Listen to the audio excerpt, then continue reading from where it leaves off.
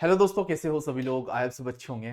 तो last time unfortunately हमारा sessions close हो गया था, तो उसी को मैं कंटिन्यू करता हूँ। वापस आपके क्वेश्चंस बचे हुए थे जो कि आपके पास लूसेंट के सारे पॉलिटिकल के क्वेश्चंस आपके कंप्लीट कराए जाएंगे। आपको पता है कि जैसा कि जिन बच्चों को नहीं पता उनको मैं बता देता हूँ। दोस्तों, हमने पॉलिटी स्टार्ट कर दी है और आपकी मॉडर्न हिस्ट्री जो हमारी एसएससी आरआरबी के लिए जो पूछी जाती है वो कंप्लीट हमने कर दी है। ओके, आप वॉच कर सकते हो। दूसरी बात, जितने भी क्वेश्चन है मॉडर्न हिस्ट्री के सारे क्वेश्चन अपन यहाँ पे कंप्लीट करेंगे और यहाँ पे अपन पॉलिटी के भी सारे क्वेश्चन अपन करने वाले हैं। तो जिन्होंने चैनल को सब्सक्राइब नहीं किया तो सबसे पहले तो मैं बोलूंगा कि आप सभी लोग चैनल को जरूर सब्सक्राइब कर लीजिएगा। और अगर आपको अच्छा लगता है ओके, तो कमेंट करके जरूर बताया करिएगा कि हाँ सर, हमको डेफिनेटली बहुत ज्यादा हेल्प हो रही है और हमारी चीजें सुधर रही है। तो चलिएगा कि विदाउट टाइम वेस्टिंग हम थोड़ा सा आगे की ओर बढ़ते हैं और क्वेश्चन स्टार्ट करते हैं। ये लूसेंट के सारे क्वेश्चन है, क्योंकि आपको पता है लूसेंट से बढ़िया बुक कोई सी भी नहीं हो सकती है। ओके, तो ये सारे क्वेश्चन अपन यहाँ पे करने वाले हैं। तो देखो, पॉलिटी में अपन ने जहां तक पढ़ा है वहां तक के लूसेंट के क्वेश्चंस अपन कर रहे हैं। तो ये पहला क्वेश्चन था, the first attempt to introduce representative and popular element in government of India was made made through. अब आपको पता है कि सर हमारे पास यहाँ पे अगर मैं बात करूं तो 1857 के अंदर गवर्नमेंट इंडिया एक्ट आया। गवर्नमेंट इंडिया एक्ट आया, उसमें क्या हुआ कि आपके पास जो ब्रिटिश जो ईस्ट इंडिया कंपनी थी उससे पूरा पावर छीन लिया गया, सब कुछ उसको खत्म कर दिया गया। अब यहां से ही आपके पास वायसरॉय आपका स्टार्ट हो जाता है। और 1858 के अंदर आपको पता है सेक्रेटरी ऑफ स्टेट आपके पास बन जाता है, सेक्रेटरी ऑफ स्टेट, जो कि मैंने बताया था आपको, जिसके अंदर 15 मेंबर की ये काउंसिल होती है। ओके, तो इसके बाद हमारे पास यहां से ही सबसे बड़ा चेंजेस आपको देखने को मिलता है। तो ये आता है हमारे पास इंडियन काउंसिल एक्ट के अंदर। ओके, इंडियन काउंसिल एक्ट 1861 के अंदर, ये एसएससी के अंदर आपसे 2000 के अंदर पूछा गया। दूसरे क्वेश्चंस की बात करूं तो विच of the following act introduce communal electrode. Communal electrode मतलब कि आपके पास जैसे मुस्लिम कम्युनिटी थी, उन्होंने बोला, मुस्लिम लीग की स्थापना हो गई थी 1906 के अंदर। उन्होंने बोला कि हमको सेपरेट इलेक्ट्रोड चाहिए, हमारे को खुद ही प्रतिनिधित्व हमारी जनता से हमको चुनना है। तो उनके लिए 1909 में क्या बनाया गया था, कम्युनल इलेक्ट्रोड बना दिया गया था। ओके, जहां से ये हमारे पास आपको पता है मोरली मिंटो के टाइम पे ये हुआ था, उस टाइम पे वही वॉइस हुए थे, तो उसी टाइम पे ये बना था। तो उसका टाइम ड्यूरेशन क्या था, 1909। तो ऑप्शन सी आपका करेक्ट हो जाएगा।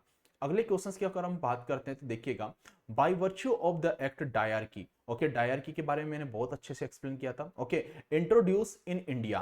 तो आपके पास डायरकी कब इंट्रोड्यूस किया था, तो आपको पता है डायरकी और आपके पास बाय कैमरलिज्म, ओके, ये 1919 के अंदर आपके पास वापस से प्रोड्यूस किए गए थे। तो आपने बोला कि सर 1919 के अंदर कहां पे, ऑप्शन बी इज करेक्ट।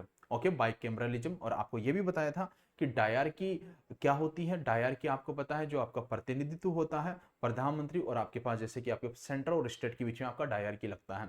बाइकेमरलिज्म जैसे कि आपके पास सेंटर पे, ओके, वो वहीं पे आपका बाइकेमरलिज्म लगता है। तो ये सारी चीजें मैंने आपको एक्सप्लेन कर दी थी। ये एनडीए 2008 के अंदर ये पूछा गया क्वेश्चन है।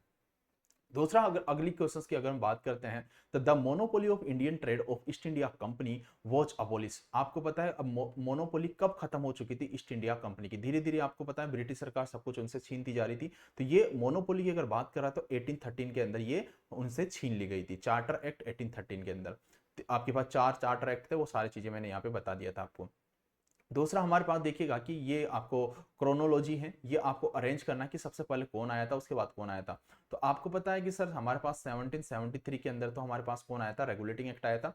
और पिट्स इंडिया एक्ट 1784 के अंदर ये आया था। और उसके बाद 1792 से आपका क्या चल चल गया था बेटा, आपके पास चार्टर एक्ट आपका शुरू हो चुका था। अब देखिएगा सर हमारे पास इसके बाद इंडियन काउंसिल एक्ट आपके पास आ गया था, जो कि आपके पास 1861 के अंदर आया था। तो एक क्रोनोलॉजी आपको अरेंज करना है कि पहले कौन आया था, उसके बाद कौन आया था, उसके बाद कौन आया था। तो देखो सर हमारे पास यहाँ पे दिस इज 1893। ओके, तो आप बोलोगे सर यहाँ पे 1 2 3 4, आपके पास option A is correct. CDS के अंदर एक क्वेश्चन आपसे पूछा गया है। नेक्स्ट क्वेश्चन की बात करूं तो यहाँ पे देखिएगा कि first definite step to provide parliamentary control over East India company.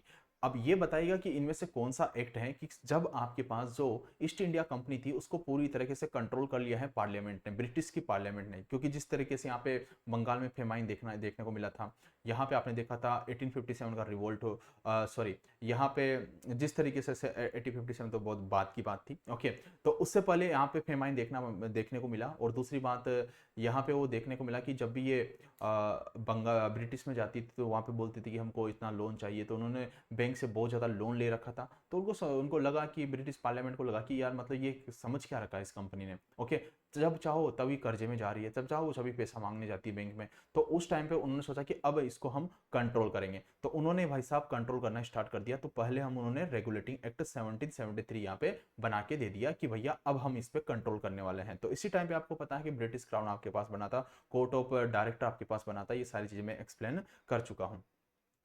अगला हमारे पास है सर कि the Montagu Chelmsford report from basics of. अब देखो आपके पास जो मोंटेगू चेम्सफोर्ड रिपोर्ट है, आपको पता है ये कब का है बेटा, ये आपके पास 1919 का है। इसी टाइम पे डायरकी और बाइकैमरलिज्म आपका स्टार्ट हुआ था। सीडीएस 2005 के अंदर ये पूछा गया क्वेश्चन है। अगला मैं बात करता हूं यहाँ पे the Indian legislative was made bicameralism. मैंने बोला बाइकैमरलिज्म कब प्रोड्यूस किया गया था, तो आपने बोला कि सन 1919 के अंदर, गवर्नमेंट इंडिया एक्ट 1919 के अंदर, यूपी पीसीएस के अंदर पूछा गया क्वेश्चन है। सर देखिएगा कि हमारे पास ये नेक्स्ट क्वेश्चन है, which of the following were commercial activity of East India Company finally put to and.